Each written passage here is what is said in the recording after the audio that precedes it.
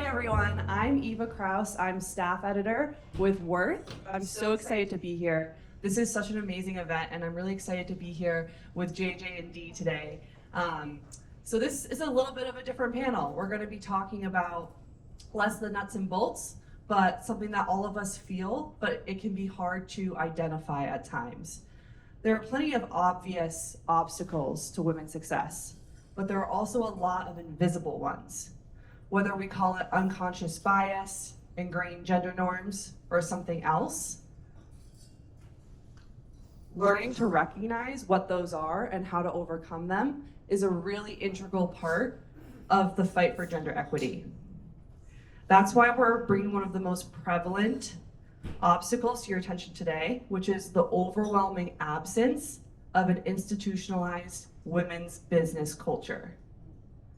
I think this is something that a lot of the women in this room can relate to.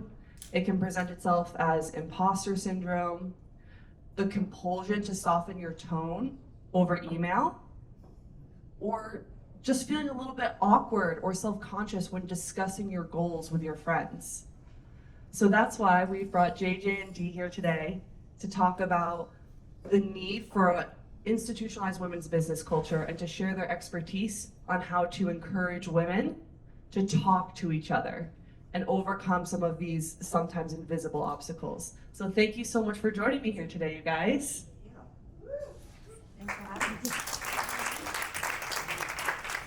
So I'm gonna open this up by addressing both of you. You can both take a turn answering.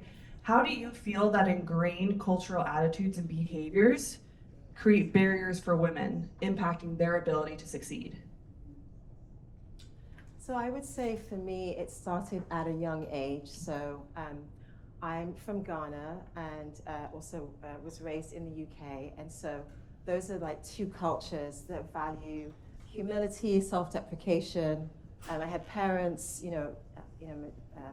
immigrant parents who raised me to be very sort of respectful and to work very hard and to get a good education, and I would be successful. So, I really sort of entered the workforce with these sort of, ultimately sort of false ideas of like what it took to succeed. So I just had to be like nice, respectful, humble, work very hard, and I was going to be CEO. And it didn't happen. And so, what I realized was that, you had to learn how to advocate for yourself, you had to learn how to speak up, you had to ensure that your work was noticed. You had to ensure that you were in the right rooms, that people were advocating for you. Like there was just so much of an education, and it was really less about how hard I worked, and much more about like how I could be visible. And so that's really, I think, where we are sort of already on the back foot before we've even gotten started. I have a company called the Justice Department. I worked for Jay-Z for 17 years, helping him build his company as EVP of strategy, business development, and also as an attorney.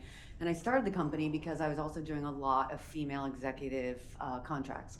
And what I was noticing is not only were men getting offered much larger jobs, much higher pay with lower titles, that the women were not advocating for themselves to get more. And I came from a single teenage welfare mother, so I didn't have any mentors. I just thought that women were not getting ahead in business because we didn't want to. I didn't realize that there was this glass ceiling, but we've known about this glass ceiling now for so long, and we've known about these unconscious bias things, everything to like the temperature of this room, which we keep talking about. I'm not freezing for once in my life, okay?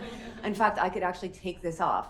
It's crazy, that's an unconscious bias, asking people to go, walk six blocks to, a work event, a social event, and you're wearing 4-inch heels. Like, no, I don't walk 6 blocks. I walk to the car in these heels. Those kind of things that it's like, now we've had enough time, I think, to educate ourselves as companies. So from on my point of view from the company, and this is really because I've done now thousands and thousands of women's executive contracts and negotiating for C-suite women, it's like, that saying, what the definition of crazy, doing the same thing over and over again and expecting the same result. From a company's point of view, do not expect women all of a sudden to get ahead if you are not addressing the needs of women and how we are different and what we need. So that is the biggest ingrained thing, is not addressing it. It's like I said, I do a lot of negotiating for women in executive contracts. In every executive contract, if you're getting one, there's a provision that says, you've taken this to an attorney of your choice and had them look at this. Like, why aren't you telling women that when you give them that? Like, these are the things that I give feedback to companies to be like, this is your problem, okay? We're not gonna be a victim of circumstances. We're gonna be a product of our choices, and so are you as a company. So make the right choice to be inclusive to women and understand our needs, because we've all been saying everything, so now address it. Woo! Yeah, JJ. Sorry, I'm too long. So JJ is actually one of our groundbreaking women for precisely the reason she just mentioned, which is she is deeply ingrained in this space advocating for women. And so I wanted to ask you, how are you encouraging women to speak up for themselves? What are some tools that you offer them to really take some of that power and be what they can? Yeah, I mean, first and foremost, if you can afford to hire somebody to do it, then do it, because everybody, I mean, we even heard how Beyonce has to be Sasha Fierce to get on stage, okay? Like, if she's doing it, we all need it. And I heard earlier people talking about confidence gaps, like Karen and stuff. So we all have those things, which is fine. Now, if you can't do those things, right, and you want to negotiate for yourself or feel like, well, you were asking what I am doing for them. I'm helping them understand that we need to talk to each other. We need to, for some reason, there's this like thing where we've been told like talking about money is really icky, but it's okay for men to do it. Why is that? Like, we need to talk to each other. We also are told all the time that you're not supposed to talk to each other about salary, which is completely illegal. National Labor Board, like it's finally coming out. You are allowed to. That's how unions started. I'm not saying unionize, but you should talk to each other. Men talk to each other all the time. They brag about how much money they're making. If they don't say it, they do it in their watches. It's like, it's true, and it's great. We should. I started the Justice Department, to help make women rich and lift women up, not to put men down. I take a lot of the stuff I learned from men, which we need to do, like give each other a business, talk to each other about our income, our salaries, etc. One of the, I'm teaching a course called Be the Boss of Your Career for younger women to start doing this. I had to interview a bunch of young women who are right out of college, all like amazing colleges, all amazing professional women. They were in the same friend group. They all were dissatisfied with what they were making, and none of them negotiated. And I said, did you guys talk to each other about it? There was 8 of them. They didn't, not one of them talked to each other about it. It's like, what are you talking about? Like, we have to hold each other up, advocate for each other, talk to each other, share information. And that's, one of the biggest ways I'm trying to help. I think that's absolutely incredible. In fact, it can be really intimidating to even speak to your friends about this, let alone people you don't know. And that brings me to my next question for you, Dee, which is, how would you encourage women to engage in more transactional relationships with each other? And why do you think that that's something that women tend to shy away from? I mean, transactional is my favorite word.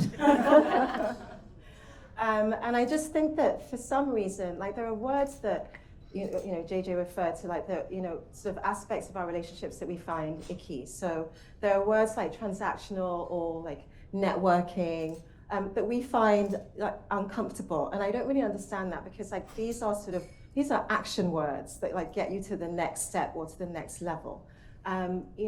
Friendships are great. It's wonderful to be sort of supportive and have camaraderie, but like, where is the action piece?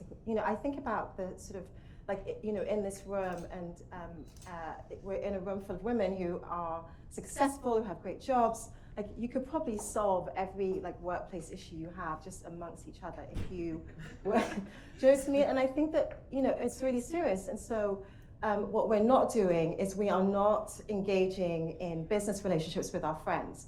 And so, and so what we're doing is like, we're leaving potential solutions off the table because we are not sort of having transactional relationships. So what I have done, which has really been organic to me, is like that's the nature of my relationships. Like, I do business with my friends. I talk to them I ask for introductions. I ask for referrals. Like, and they can say no. Like, I think that we've all figured out now sort of nice ways to say no, or nice ways to, if you don't have the space or time, or if it's a difficult thing for you to have to do, that's fine. But I think that if you are not making the ask, then you are doing yourself a disservice. And so that's really why I had to create an entire business to help women do that. And so that's, you know, something that we encourage in the WeSuite. And every new member I interview, I talk about the fact that this is a transactional community, and we do business with each other, and we send each other business.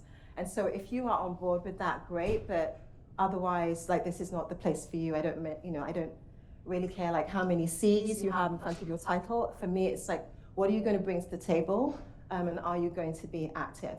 And I'll just end with like a great anecdote of one of our members who works for a big conglomerate, and she said that being in the WeSuite, and this sort of and being a part of this sort of back and forth, I need a thing, I have a thing, had completely changed the way that she navigates her life and her work. So she's now so much more comfortable asking for things, but also giving things. So she's not sort of protective of, what she's sort of managed to acquire for herself, because she sees like the value and the bigger picture of why it's important for us to both give and receive and to ask. And I'm sure seeing the results of that are really encouraging as well. And similar to Karen's story with the founder of Genev, like, you can really make an impact on people and watch it grow into something amazing that ultimately changes the world. And that's the goal here. So you both are very vocal advocates in your own worlds. And I was wondering if you have any advice for our audience on how to use their social platform and their connections to support other women and advocate for them. I mean, what's so great about there's many downsides to social media, but one of the great things is it's a great democratizer, right? And I spend most of my social media time, because I am Gen X, not Gen Z, so the selfie is not still something that's very comfortable for me, and so is literally just reposting everybody's things, and then on LinkedIn and just constantly reposting and adding more eyeballs to people's missions, visions, their wins, you know what I mean, who you should hire, anything people are doing, because when you put yourself out there, like in which is such an amazing transactional organization, it's like people will come on there and say, look, my book is coming out. It's like, great, let's all do this. It's like, we can use our platforms. We all have different eyeballs. You can have 1,000 followers, you can have 100 followers, but those 100 followers might not be my 1,000 followers. So, using those platforms to pick, to promote other people whenever they're doing it. It's so easy just to add something to a story when you see it on, like, it's the easiest thing, or just to repost on LinkedIn. But also, issues that arise when you see those kinds of posts too. And then when you're reposting them, maybe it's showing, some other people in their lives who have the ability to make these changes, that these things are important, because then you're opening their eyes to these things. And what do you think the impact is in terms of building a professional network of engaging with people in this really low resistance way? Well, you are the boss of that. I mean, I just wanted to go back to the social media part, because I think it's really important. We have to tell our stories. Like, that's the most important, that's the most valuable aspect of social media, is sharing with everyone what you are navigating. Because there's like, I think about the Me Too movement. Like, I used to work in the movie business, and sexual harassment was rampant. I saw it every day. Like, everybody knew about, HW. I want to give him a platform. But nobody talked about it. And it wasn't until, Tawana Burke and until sort of people started sort of being more vocal about what they were experiencing on a daily basis, that we were able to go some way towards addressing sexual harassment. And so, like, you don't know what you don't know. So you have to be vocal about both your successes, but also, the peaks and valleys, right? I think it's, incredibly important to talk about, a salary negotiation and how it went. Like, what did you learn from the way you did things differently in that specific situation? Or talk about, how you approached pivoting a business or raising money, or like, just, I think just group thinking and sharing all of the processes by which we achieve success is so important, because there isn't really like one way for women to succeed. It's so nuanced, right? you know, for men, I think they could probably like read a book and it'll say like, go into the room and ask for a pay rise and you'll get it. It doesn't work that way for us. And the only way we learn that is by really sort of group thinking and like crowdsourcing solutions to how we achieve success. And building a women's business culture. And building a women's business culture. I forgot the question. Yeah, what was the answer?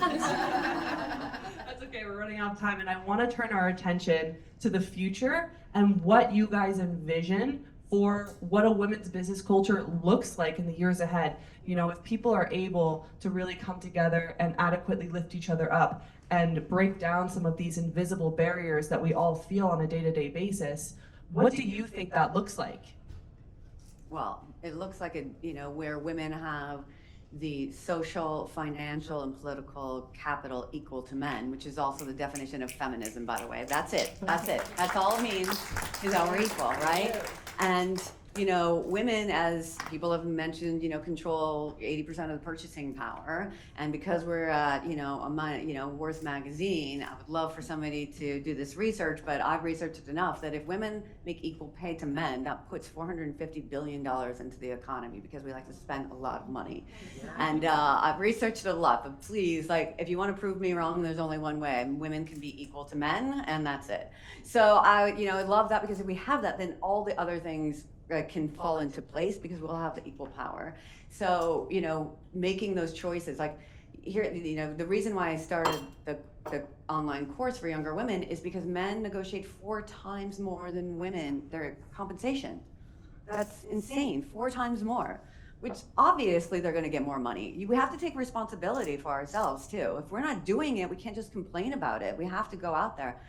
How they respond to us, that's on them. If we're bossy instead of assertive, if they're ambitious and we're, whiny, or we're emotional and they're passionate, those things have got to go to the wayside, and understanding those, emotions and those double standards have got to leave corporate reality in general or vernacular.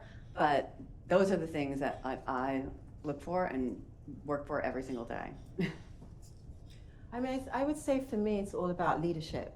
I just want to see more women, more people of color in positions of power, because we're all bringing our respective journeys and stories and sort of insights and issues to the table to create a better and more inclusive work culture.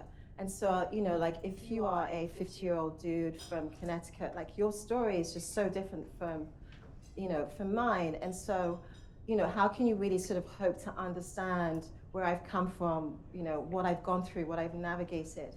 And so, that's why I do what I do. It's my focus is how do we level the playing field? How do we ensure that we have women at the top? And I honestly believe that would just take care of everything. Yeah. Because we would sort of address our own lived experiences to make things better for all. Thank you so much. Before we wrap up, I just want to ask you guys, what do you have coming down the pipeline? What are you working on that you're excited about right now? I always have 50 million things I'm doing. Of course. Yeah, it's actually, it's a blessing and a curse. But so for right now, we are launching in Europe. So we're launching our membership community. I think it's incredibly important. We live in a global economy. It's incredibly important to have relationships and access and understanding of how the world works. I think so many of our issues stem from the fact that we don't understand other cultures. We're not sort of comfortable. We live in these sort of silos and think we are the best. I think it's really important to understand the world and to have access and relationships around the world. So global expansion, world domination. So cool. Thank you so much, Dee. Same. Dee and I've known each other a long time. We have the same goals. Our delivery is a little different, but that's how we get along.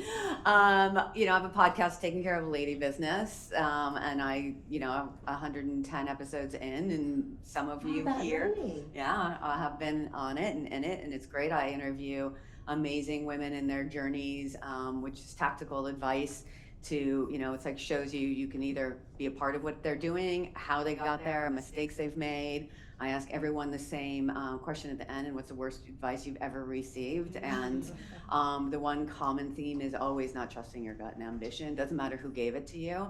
And then, as I mentioned, I'm launching this course, Be the Boss of Your Career, for women like, just graduating college to like 5-6 years out, to show them what a compensation package really means and how to get it. They should at least, there's so many C-suite women who have come to me and they're like, I found you 10 years ago. Well, here I am. And so it just helps you understand why it's so important for us to negotiate what exactly is involved in a compensation package, and then tricks to get it. You're not going to get everything that you need, but if you've never asked for it or you don't know about it, then how are you going to get it? So those are things, and world domination. You guys are awesome. Thank you so much. Thank you.